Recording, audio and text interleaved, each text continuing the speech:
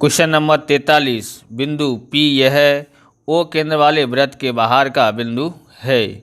P में से वृत्त पर खींचे गए स्पर्शक Q और R में स्पर्श करते हैं तो सिद्ध करो कि PQ बराबर PR होता है। तो इस तरह से हमने आकृति बनाई है। ये P O केंद्र वाले वृत्त को कहाँ काट रहा है, कहाँ स्पर्श कर रहा है, तो Q पे और R पे स्पर्श कर रहा है। तो हमको क्या साबित करना है कि PQ और ये PR बराबर होती है। तो हम यहाँ पर लिखते हैं दिया है ये लिखना है। तो O केंद्र वाले एक वृत्त के बाहर स्थित बिंदु से वृत्त पर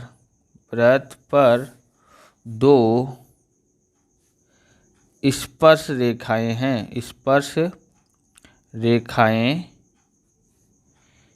PQ तथा PR खींची गई है। बराबर।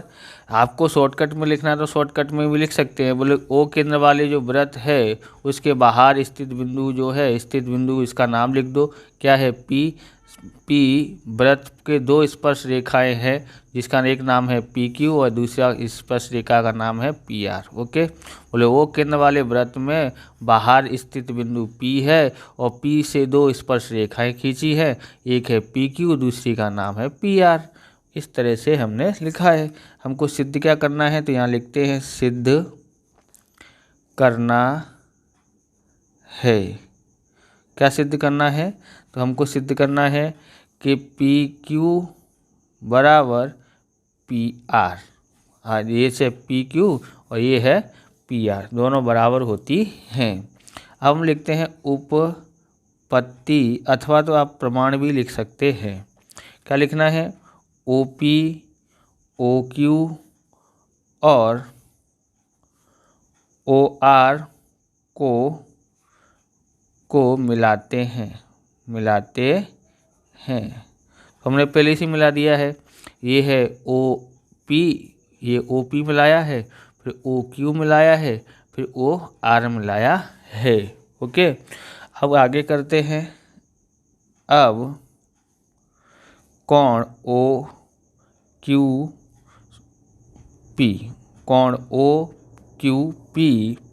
तथा कोण ORP समकोण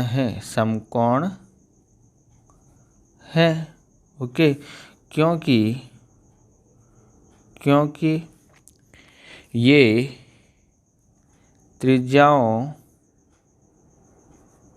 त्रिज्याओं और स्पर्श रेखाओं के बीच के कोण हैं तथा प्रमेय 10.1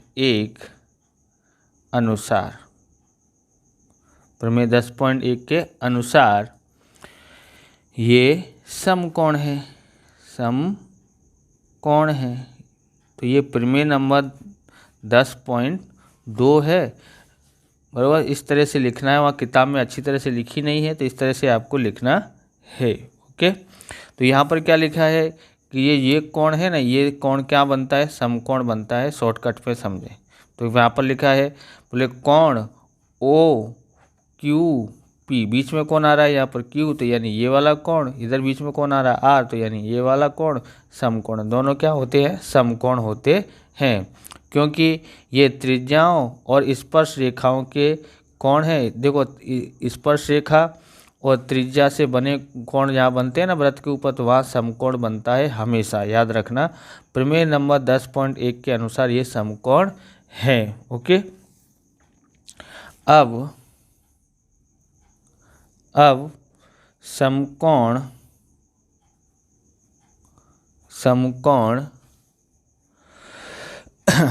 त्रिभुज ओ क्यू पी व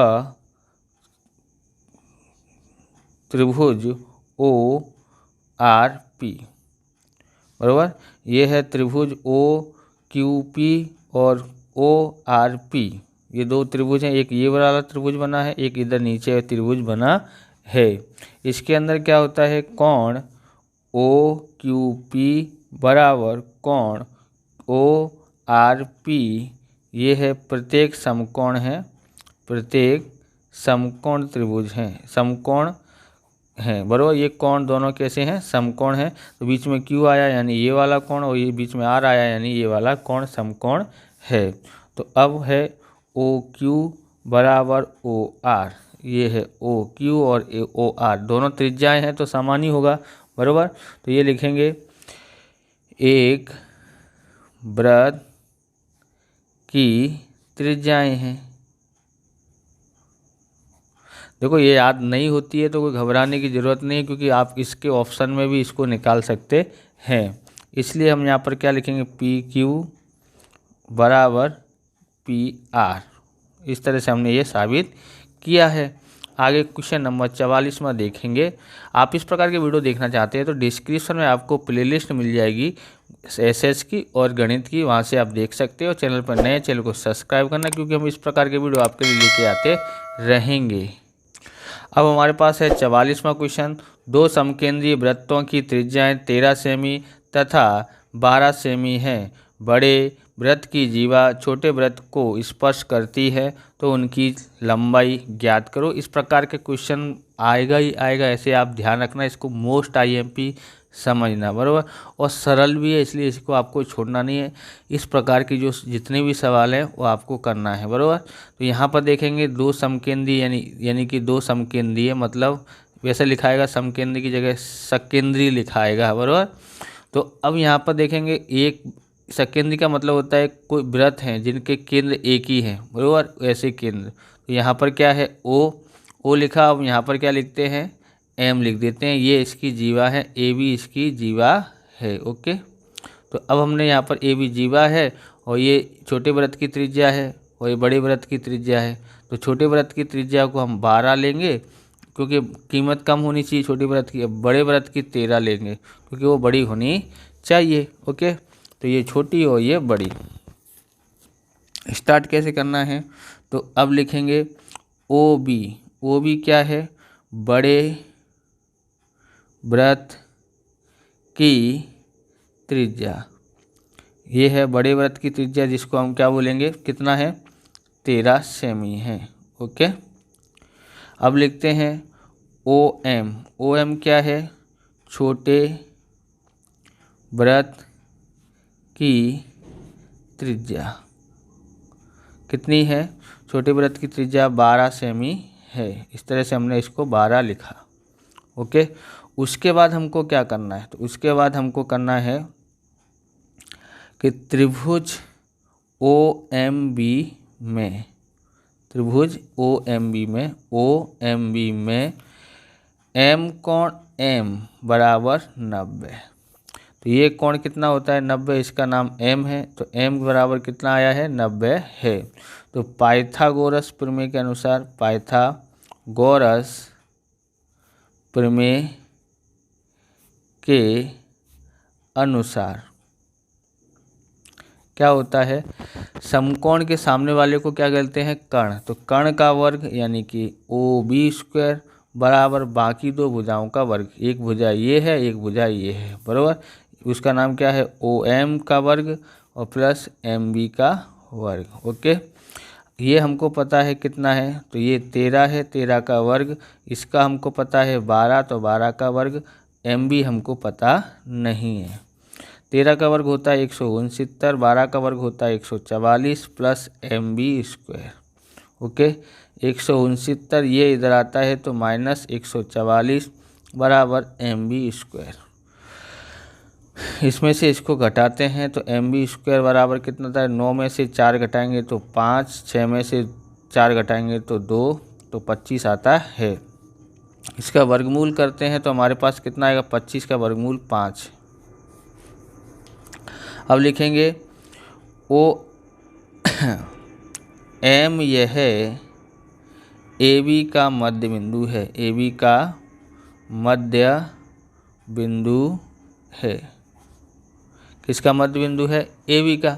तो ए बी का मध्य बिंदु है तो हम लोग यहाँ पर क्या करेंगे, तो ये मध्य बिंदु है, हम यहाँ से यहाँ तक 5 आया तो यहाँ से यहाँ तक कितना होगा, 5 ही होगा, क्योंकि मध्य बिंदु है तो यानी यहाँ पर 5 होगा। अब यहाँ से यहाँ तक ज्ञात करना है तो ए बी बराबर क्या होता है, 2 गुणा एम बी। ओके, अब 2 गुणा एम बी बराबर कितना है, 5 बराबर कितना आया, 10। तो ए बी बराबर कितना आया है, 10 सेमी आया है। ओके, अब यहाँ पर लिखेंगे तो उसने पूछा है जीवा की लंबाई ज्ञात करो। ओके, तो जीवा की लंबाई 10 सेमी होगी। ओके, आगे देखते हैं। आप लाइक नहीं करते हो, लाइक कर दिया करो, लाइक करने का थोड़ी पैसा लगता है, तो लाइक करो फटाफट। लाइक नहीं करते हो, इतनी मेहनत से हम लोग वीडियो बनाते हैं। अब गुजराती मीडियम में बनाए तो हमको एक वीडियो पर 2-2 हज़ार मिल जाता है, बराबर। यहाँ पर इस पर तो कुछ मिलने वाला नहीं, फिर भी आप लाइक नहीं करते हैं। तो क्वेश्चन नंबर है हमारे पास 45वां, यदि नीचे के बंटन का बहुलक 39 हो तो अज्ञात बारंबारता ज्ञात कीजिए। तो यहाँ पर ध्यान में रखना है, ये सवाल आपको कहीं भी नहीं मिलेगा, गाइड में भी नहीं मिलेगा, प्रैक्टिस बुक में भी नहीं मिलेगा, कहीं मिलेगा ही नहीं, किताब में भी नहीं दिया है। इसलिए इसको आप सीखें। देखो, पेपर सॉल्व करने का यही फ़ायदा होता है कि हमको अलग अलग तरह के सवाल सीखने को मिलते हैं। तो यहाँ बहुलक कितना दिया है, 39 है, बराबर। इसलिए बहुलकीय वर्ग कितना होगा, तो बहुलकीय वर्ग हमको देखना है 39 किसके बीच में आता है, इसके बीच में आता है, नहीं इसके बीच में आता है, नहीं इसके बीच में आता है, हाँ इसके बीच में आता है। तो बहुलकीय वर्ग कौन सा हो गया, 35 से 45। अब उसकी बारंबारता जो होगी उसको हम क्या मानेंगे, F1, उसके पीछे वाले को F2, उसके आगे वाले को F0। तो आपको पता पड़ गया है। तो F0 कितना है, F है, F1 कितना है, तो 7 है, और F2 कितना है, तो 4 है। ओके, अब H कितना है, तो कितना है यहाँ पर देखेंगे। तो यहाँ पर हमारे पास कितने का अंतर है, तो 10 का अंतर है, तो 10 लिखते हैं। और हमारे पास क्या रह गया, L बराबर क्या होता है, बहुलकीय वर्ग की ऊपरी सीमा, निचली सीमा कितनी है, 35, तो 35। ओके, ये L हो जाता है। अब हमारे पास सूत्र है ना, Z बराबर L प्लस क्या होता है, F1 minus F0 2F1 minus F0 minus F2 गुणा H होता है। अब आपको ध्यान से समझना है, Z हमारे पास कितना है, 39 बराबर L कितना है, तो 35 प्लस F1 कितना है, तो F1 है 7, F0 कितना है, तो F0 F है, बराबर 2F1 कितना है, तो 7, F0 कितना है, तो F, और उसके बाद F2 कितना है, तो F2 हमारे पास कितना है, 4 है। ओके, गुणा H कितना है, 10 है। इतना करने के बाद हमको आगे बढ़ना है। अब हम क्या करेंगे, 39 ये इधर आता है तो माइनस का हो जाता है, बराबर इसका गुणा इससे कर देते हैं तो 70 हो जाता है, और इसका गुणा F से करते हैं तो माइनस 10F आता है। यहाँ कितना आता है, 2 सत्ते 14 माइनस F माइनस 4। यहाँ कितना बचता है, तो 39 में से 35 घटाते हैं तो कितना आता है, 4 आता है, बराबर यहाँ 70 माइनस 10F, ये 14 है में से 4 घटाते हैं तो 10 माइनस F आता है। उसके बाद यहाँ पर 4 ये इधर गुणा में आ जाएगा तो 10 माइनस F, यहाँ रह गया 70 माइनस 10F। ओके, अब हम क्या करेंगे, यहाँ पर इसका इससे गुणा करेंगे तो 40 हो गया, इसका इससे करेंगे तो क्या होगा, 4F आता है, यहाँ पर 70 माइनस 10F होता है। अब उसके बाद देखेंगे तो यहाँ पर हमारे पास क्या है, माइनस 4F है, ये इधर आता है तो प्लस का हो जाता है, बराबर 70, बराबर क्या होता है 70 होता है। ये उधर जाएगा तो माइनस का हो गया। उसके बाद हमको क्या करना है, उसके बाद देखो ये अलग अलग निशान है तो घटाते हैं, घटाएंगे तो कितना आएगा, 10 में से 4 घटाएंगे तो 6f आता है।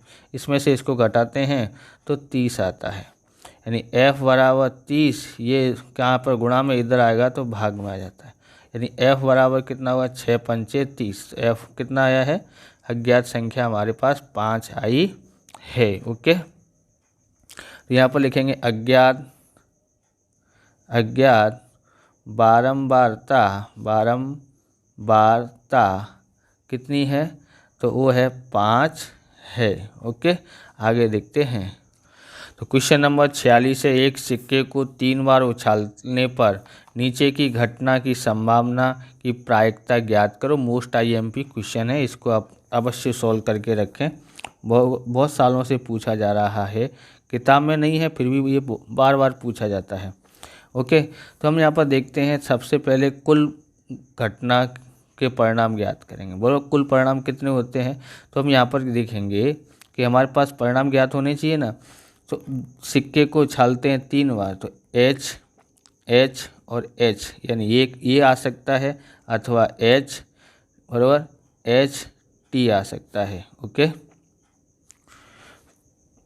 यहाँ पर अब हम लोग आगे करते हैं, H